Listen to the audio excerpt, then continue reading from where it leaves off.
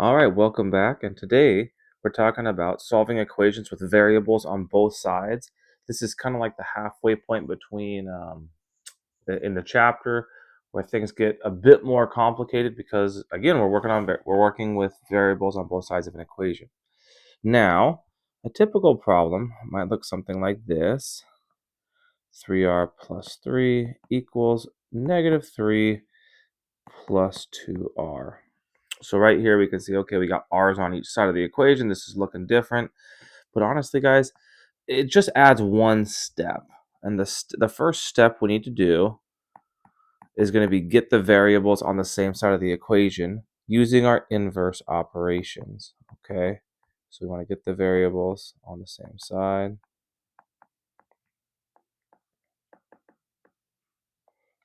And then, of course, use your inverse operations. Then use inverse operations. Oh, I should say by using inverse operations. That's what I should really say. Because we can't just magically pick up our variable and move it to the other side. We have to use inverse operations by using inverse operations.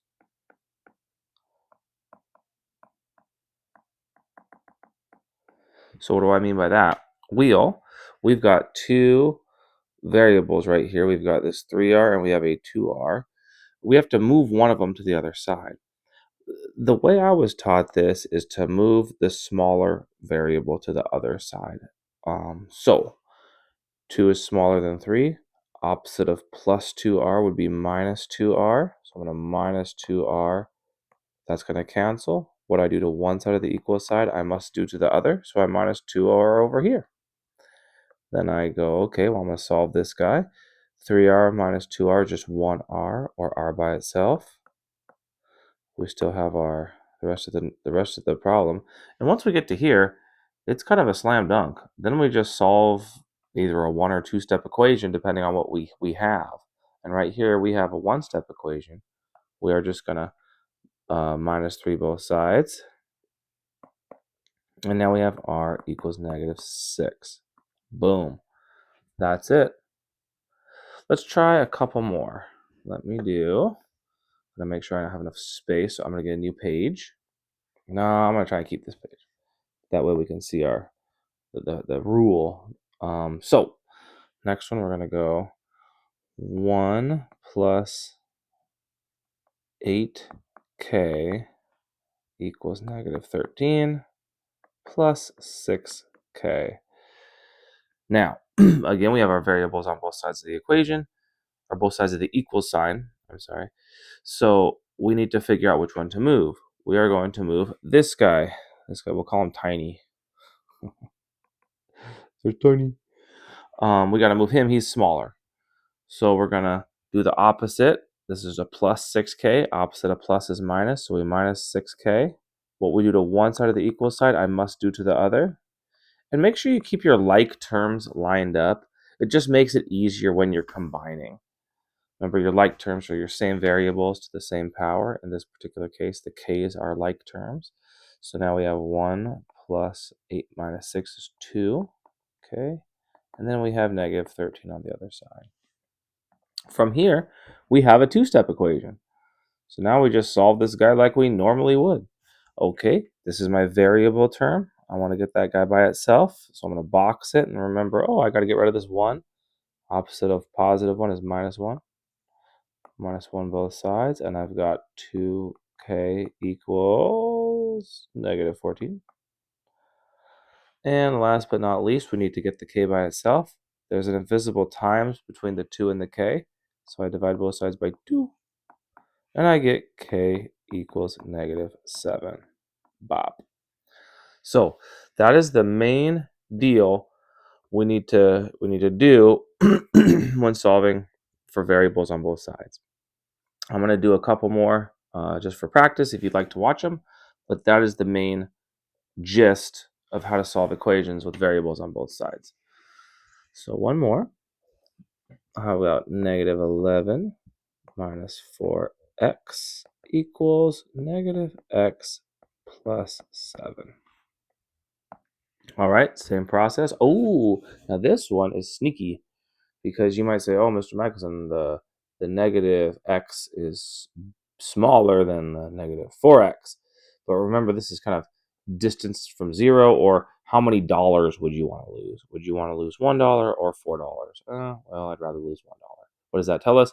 This is actually a bigger value than negative 4. So this guy is more negative.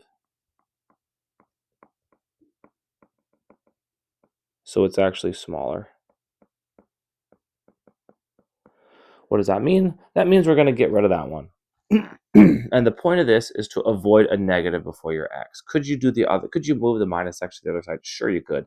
But this way, you'll always get a positive. Will you always? I think you will always get a positive value before your x. So it's just, in my opinion, easier to work with. So I'm going to plus 4x both sides. And we have those guys cancel. Negative 11 equals negative 1 plus 4 is 3. Because now we have a classic two-step equation. So we are going to keep the variable term by itself. Remember? And then we need to minus the 7 from both sides. We got ourselves negative 18 equals 3x. And last but not least, divide both sides by 3. And we have negative 6 equals x. Boom. If we would have added the 1x, or I'm sorry, added the 1x to both sides instead of the minus 4, I think you'd have a negative before the x, and it would just change the problem a bit. You'd still get the same answer. You'd just have to divide by a negative, and I like to make things as simple as possible, which is why we would divide by the smaller number. Okay, one more to show you guys. This guy, negative 3x minus 8x equals negative 8x minus 9. Whew. Now, usually what we do is combine our like terms first. Okay, so that's what we're going to do. We're going to combine our like terms. And that's going to be negative 11x equals negative 8, negative 8x. Oops, where's my eraser? Negative 8x minus 9. Now, this is the one spot where I kind of break my rule of always moving the smaller x, because this side has an x and a number, and this side only has an x. Well, I know if I'm trying to get the x by itself, if I move both x's to that side, the problem's going to pretty much be solved. What do I mean by that? Well, I'm going to move the x's on the same side. Opposite of minus 8x is plus 8x. So now I have negative 3x equals negative 9. And you'll see, look, hey, well, the problem is pretty easy to solve at this point, because now we've got our x's on one side, numbers on the other, and we just have a classic, divide both sides by negative 3.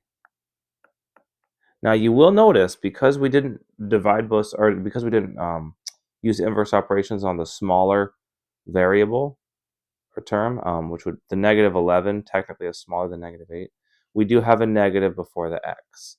Right there, we got that negative. Does it really matter? Not really. And again, in this problem, it's really not too bad. X equals negative 9 over negative 3 is positive 3. Bop. There you go. Thanks for watching.